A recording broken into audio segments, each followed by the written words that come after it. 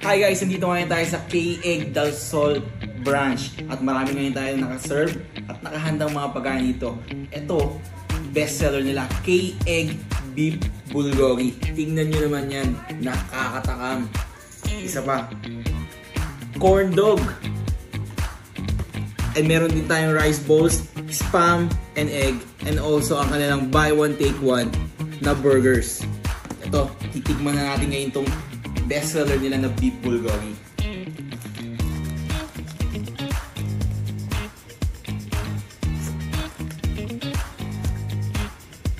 Sabi guys, sobrang lambot nung tinapay. Cheesy, sobrang dami ng sauce, pero hindi siya nakakaumay. Ang lambot nung beef and sobrang malasa siya. Masarap. Kaya talaga itong bestseller dito.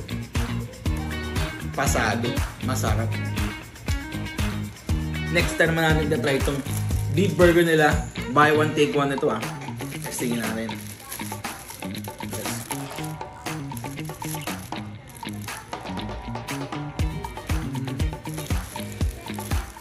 Masarap. Una ko na-notice yung tinapay. Sobrang lambot. Hindi mo ito mabibili sa iba. Lambot. Yung beef, lasang-lasa mo.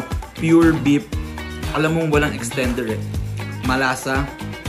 Saktong-sakto yung timpla. Sarap. Pasado. And then next naman natin ito. Kanilang mga rice bowls. Ito, yung ham. And then ito naman yung isa. Yung kanilang spam. Tingnan natin itong spam. Ayan yung spam guys. May dalawa siyang hiwa. And then may egg din to and may mga sauce.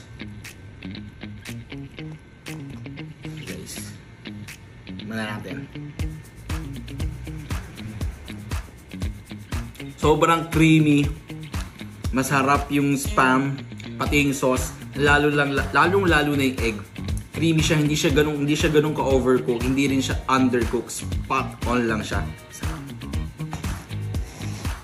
Then next naman natin itong ham. Kitang-kita nyo naman guys. Mana natin ito. Over nyan.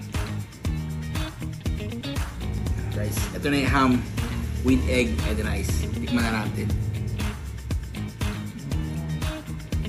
Masarap. Yung sauce niya talaga, the best. Hindi siya nakakaumay kahit madami. Masarap. Etong dalawang rice bowl na to, pasado to. Masarap. Yan last natin itong ita-try. Ang kanilang corn dog. Yan nyo naman guys. Tikman na natin.